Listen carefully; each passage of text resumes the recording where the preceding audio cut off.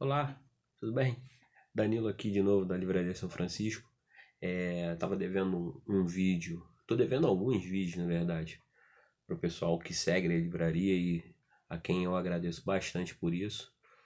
Ah, eu queria falar um pouco de um dos livros que eu li no mês passado e confesso que o ritmo de leitura não está muito acelerado por conta do fim da tese e do momento que a gente está passando, mas eu acho que esse livro vale uma menção importante. Na verdade, eu teria que falar de dois livros que foram os livros que mais me tocaram nesse período de quarentena, lidos agora nesse mês passado, né, no mês de abril. Mas eu vou me concentrar basicamente num só, que é esse livro aqui, da Lina Meruane. O livro chama-se Contra os Filhos, editado pela Todavia, de tradução da Paloma Vidal. A edição é de 2018, me parece. Uma edição curta, uma edição pequena e tal. 2018. É isso mesmo. A Todavia é uma editora de São Paulo, uma editora nova, recente no mercado, mas já consolidada, tem livros de qualidade impecável. Essa pequena edição ela é muito boa, e ela traz uma série de inquietações da Lina Meruane, que é essa autora chilena, de ascendência palestina, e que traz já em alguns jornais, já ali por volta dos anos 2010, 2011, a inquietação muito grande com a questão da relação dos filhos, da maternidade, das mulheres na nossa sociedade atual. É, eu acho que posso falar sobre isso porque tem um filho, né? E aí, portanto, ainda que não seja mãe, seja o outro lado desse processo, seja pai, tem algumas questões aqui que são importantes até para que nós, os pais, e os não os pais também, né? Aqueles que ainda não são pais ou não querem ser pais, é lícito. Algumas questões que a gente devia ler aqui que são importantes. A Lina Meruane, ela é da década de 70, ela é nascida na década de 70. Aquilo que mais apareceu da Lina Meruane aqui no país foi um livro chamado Tornar-se Palestino, que é também recente. Hoje ela está nos Estados Unidos e reveza Estados Unidos e Espanha, e de lá continua produzindo. Esse livro ele é escrito ali por volta de 2017, 2018, como ela mesma conta, mas na verdade já tem alguns artigos anteriores que dão conta dessas inquietações. Naquilo que ela já imediatamente avisa ao começo do texto que se trata de uma diatribe. Não é um nome muito comum, não é um nome que a gente está acostumado a ouvir, mas as diatribes eram um tipo de gênero discursivo largamente utilizado na antiguidade que tinha como tom algo um pouco mais acentuado do que um debate moderado. A diatribe é quase como um ataque, né? Tem a ver com a palavra diálogo, também se vê diatribe, né? Diálogo, elas têm mais ou menos tem o mesmo radical inicial, tem o mesmo prefixo, mas tem uma origem também semelhante. Mas no caso da diatribe, o tom é um pouquinho mais agressivo. E você consegue ver claramente isso do livro, na escrita da Lina Meruane, que é algo que eu já conhecia, de Tornar-se Palestina, que é um livro que está na fila, mas eu ainda não consegui terminar de ler. E você consegue ver aqui também no Contra os Filhos, que é basicamente um ensaio sobre a maneira pela qual mulheres ainda lidam com a maternidade no dia de hoje. Por ser uma diatribe, essa é uma resposta, digamos assim, bastante desaforada da Lina Meruane. Eu confesso que num primeiro momento eu tive certo receio, certo medo em ler, porque a chamada do livro já é impotente, né? Impotente não, desculpa. Já é potente, já mostra, né, algo contrário, né? Contra os filhos. Ah, e aí os capítulos precisaram ser levemente digeridos ao longo do tempo. Sobretudo o primeiro e o segundo capítulo, eu não vou naturalmente dar spoiler, porque o que importa aqui é a formação de leitores e que vocês também se interessem pela leitura. Mas é muito interessante como ela já começa em alguns trechos, e é colocado inclusive como parte da dedicatória que ela produz o livro, a mãe dela, né? As nossas relações com as mães e como isso é importante. Eu não vou extrair do texto nenhum trecho agora, mas vou falar um pouco das dedicatórias e das epígrafes que ela usa. A dedicatória desse livro é escrita a ter filhos, e ela diz, abre aspas, ter filhos não é para todas as mulheres. Disse minha mãe, mãe dela, quanto o proselitismo materno de sua época e da minha. A ela dedico, com amor de filha, este escrito. Veja, está dedicando o livro à própria mãe, coisa que a gente faz normalmente, a gente coloca nas, nas nossas dedicatórias, mas não num livro supostamente contra os filhos, né? O tema do aborto, talvez pudesse aparecer aqui muitas vezes nesse livro, porque é um tema caro. As mulheres sul-americanas no geral, mas bem fortemente em relação às mulheres chilenas, uruguaias e argentinas, as brasileiras também, os movimentos aqui são muito fortes. Mas o tema, o termo aborto é usado uma única vez nas mais quase 200 páginas do livro, são 170. São 170 páginas.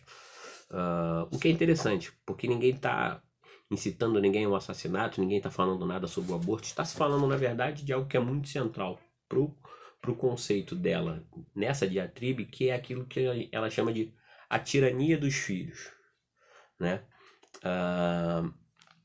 E fala-se muito sobre isso, né? Da maneira pela qual nós criamos os nossos filhos hoje em dia. E da maneira pela qual eles adquiriram um aspecto central na nossa realidade. E de fato, em tempos de quarentena, onde as crianças todas estão em casa e os adultos todos estão em casa, quando não estão é porque não podem ficar, mas no caso da minha família, por exemplo, estamos todos em casa, a centralidade da criança ganha um outro aspecto. Um dos debates mesmo que eu tenho, inclusive, com a minha esposa e com o meu filho, que tem 4 anos, é de que ele tem a possibilidade de que ele pode fazer as coisas sozinho e que nós não estamos disponíveis para ele o tempo inteiro. Isso é muito importante. Isso faz parte dessa leitura desse texto, né? A nossa disponibilidade praticamente inteira e total aos nossos filhos está criando filhos ruins.